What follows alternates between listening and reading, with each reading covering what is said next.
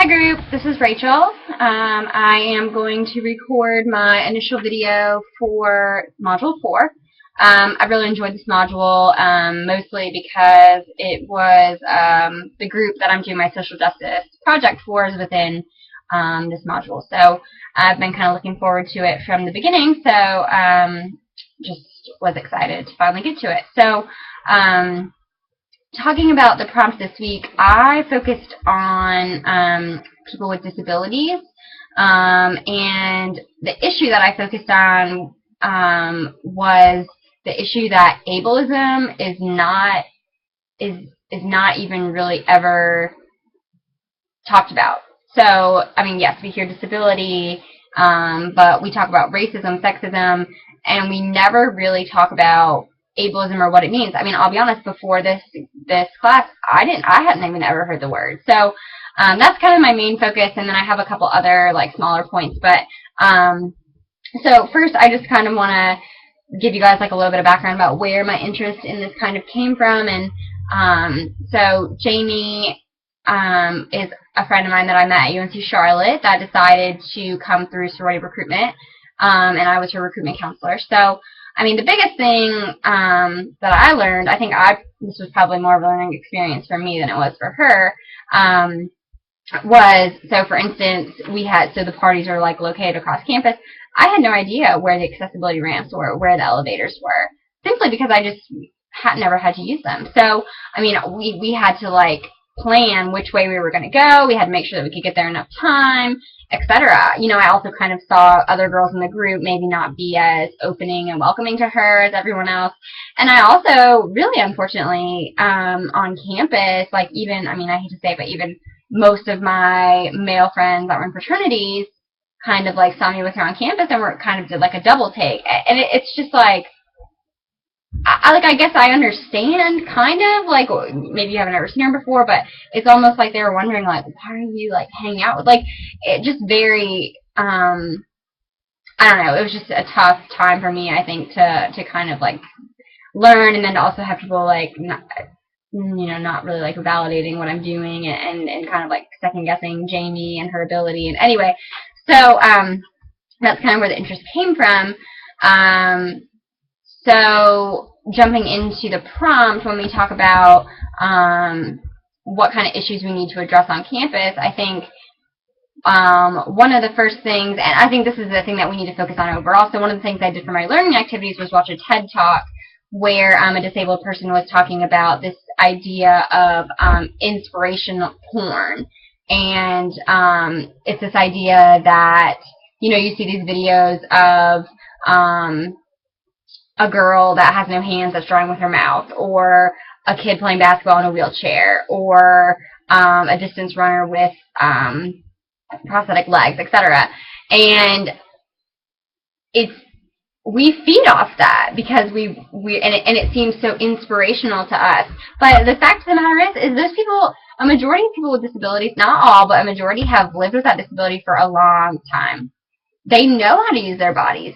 They're everyday, like, that stuff is normal to them. And for me, I mean, I fell right into this category when Jamie was going through sorority recruitment. Oh, it's so, like, so great that you're doing this, so brave. So I'm using all these words, but it's not. She's just trying to be like every other college student. She's just trying to live her life, get involved on campus, and you know, looking back, I mean, hindsight's 20/20, obviously, but I mean, for me now, I'm like, God, I'm so stupid.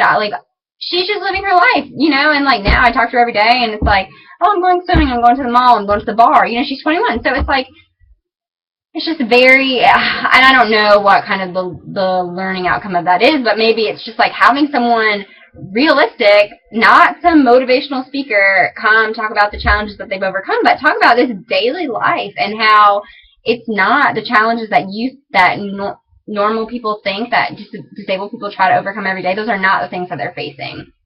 So that's the first thing. The second thing is this whole language of ableism and how half the people on the video hadn't even ever heard it, hadn't even heard of it. So I think, how do we get that word out? How do we define it? How do we show examples of it in everyday lives, like we show examples every day of racism or sexism, etc.? That's sexism. I mean, maybe not. I mean, racism still is in the news, but sexism is in the news almost every day.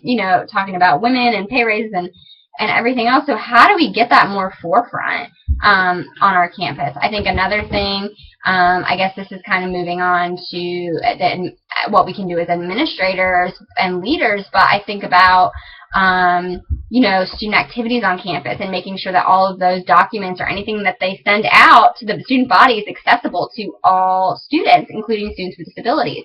That means that closed captioning needs to be available at the movie theater. Maybe they need to, show the closed captioning regardless if no one comes, at least, so that you can encourage those students to come.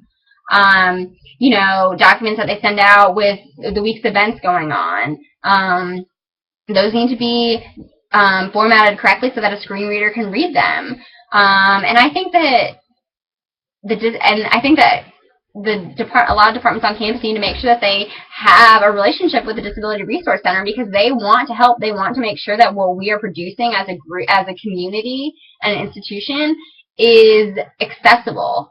So, even Disability Resource Center, the guy that I've been working with there has been really helpful, and he's, pretty straightforward about the fact that they have better relationships with some offices and not so good with the others. So I think as administration, we can kind of ensure that bond is, it's essential to making sure that things get done the correct way. It's the same, I would almost compare it to housing's relationship with Office of Dean of Students. It's imperative that we're on the same page and that we're giving out the same information. And that's essentially what Disability Resource Center can help other offices do. So that's one thing. I think the other big thing is talking about what's accessible versus what's actually usable. So, like I said, we talk about the screen reader. So some of that stuff, if it's not formatted correctly, yes, you can put a screen reader on it, and you might be able to hear some of it as a, if you're blind and you won't be able to see any of it. Maybe you can make out some of it,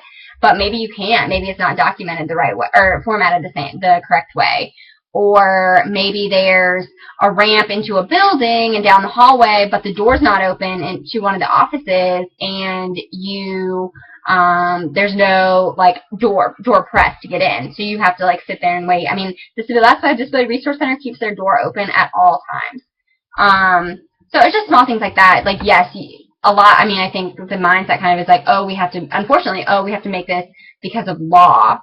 But we need to make this usable so that people can use it every single day, not just so that we can not get in trouble from the ADA. So, and then finally, as I wrap up, I think another important thing that the video brought up was hiring and seeing people with disabilities in roles that are not a motivational speaker. She brings up a good point. They're not our dentists, they're not our doctors, they're not our lawyers. They're not, and it's not because they're not capable of doing so. So, I think, I'm not saying just run out as administrators to run out and hire the first person. I'm not saying that, but I don't know. I wonder if there's some kind of, more exposure, I guess, is kind of the bottom line of that. So, anyway, I'll wrap up, but overall, really, really enjoyed this module and looking forward to hearing from you all. Thanks.